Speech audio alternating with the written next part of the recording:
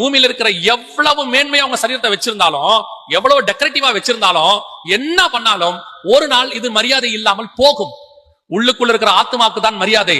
அதுக்கே நீங்கள் இவ்வளவு பிரயாசப்படுவீர்கள் என்று சொன்னால், அழியாத நாட்டிலே, நித்திய ஜீவன் உள்ள நாட்டிலே, நித்தியமாய் இருக்கிற ஒரு சரீரம் மண்ணிலே செய்யப்பட்டது அல்ல, அது கர்த்தருடைய வார்த்தையினாலே ஆவியினாலே செய்யப்பட்ட ஒரு மகிமையின் சரீரம். அந்த சரீரத்துக்கு நீங்க எப்படி காத்திருக்கணும், எப்படி அதுக்கு நீங்க தயார் பண்ணணும்? ஒரு குழந்தை பிறக்க போதுன்னா ஆபரேஷன் தியேட்டர் வாசல்ல நிக்கிறீங்க, உள்ள கூட்டிட்டு போயிட்டாங்க லேபர் வார்டுல. அந்த குழந்தை பிறக்க வரத்துக்குள்ள வெளியே எவ்வளவு டென்ஷனா இருக்கணும். அதுவும் முதல் குழந்தையா இருந்தா எவ்வளவு டென்ஷன். அப்படியே நின்னுட்டே இருப்போம். அந்த குழந்தை அழுகுற சத்தம், ஏதோ ஒன்று கேட்டோம், பரபரப்பு. அந்த குழந்தைய வெளியே கொண்டு வரதுக்குள்ள என்ன குழந்தை ஆனா பெண்ணா, எவ்வளவு பரபரப்பு. ஒரு குழந்தை பிறந்து வெளியே வரதுக்குள்ள இவ்வளவு பரபரப்பு இருக்குது. உங்களுக்காகவும் எனக்காகவும் 2000 வருஷமா ஒரு சரீரத்தை கர்த்தர் செஞ்சுக்கிட்டு இருக்கிறாரு. அது வெளிப்பட போகுது. அப்படின்னா அதுக்கு நம்ம எப்படி காத்திருக்கணுங்கிறார் பவுல்.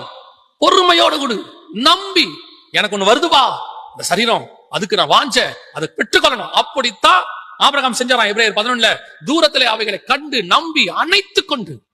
என்னங்க நம்பி அணைத்துக் கொண்டு? அந்த இடத்துல சொல்லுது, அவருக்கு நியமிக்கப்பட்ட அந்த தேசம் பரம கானான், அதாவது புதிய எருசலேம், அதை அவர் பார்க்கவே இல்லை, அவர் தரிசிக்கவே இல்லை. அவர் தான் 175 வருஷம் கானான்ல இருந்து செத்து போயிட்டாரு. ஆனா இந்த வசனம் என்ன சொல்லுது பாருங்க, தூரத்தில் அவைகளை கண்டு நம்பி அணைத்துக் கொண்டு. அப்படின்னா என்ன அர்த்தம்? ஆவியில பார்த்திருக்கிறாரு. அந்த புதிய எருசலேமே ஆவியில பார்த்திருக்கிறாரு. பார்த்துட்டு இதுதான் வரப்போகுது, இதுதான் நான் பெற்றுக்கொள்ள போகிறேன், இதுதான் நான் வாசம் பண்ண போகிறேன், கர்த்தர் எனக்காக வச்சது. இப்ப அவர் சொல்றாரு, இத பார்த்துட்ட இனிமேட்டு நான் எப்படி இருப்பேன் தெரியுமா? பூமியின் மேல் தங்களை அந்நியரும் பரதேசிகளும் என்று அறிக்கையிட்டு. அவர் அர்த்தம் என்ன? என் ஒரிஜினல் வந்துருச்சு, இதெல்லாமே டெம்பரவரி. அந்நியர், நான் ஃபாரினர், நான் பரதேசி, நான் டிராவலர் அப்படிங்கிறார். I am a foreigner and a traveler. ஏன்? என் ஒரிஜினல் தேசம் தெரிஞ்சிருச்சு. அதே எண்ணம் உங்க சரீரத்து மேல வரணும். எப்ப வரும் தெரியுமா?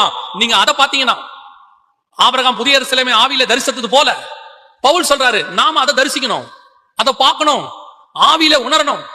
உணரும் பொழுது அது மேல ஒரு வாஞ்ச வரும். அப்ப இது எப்படி தோணும் தெரியுமா? இது மேல ஒரு வெறுப்பு வரும்.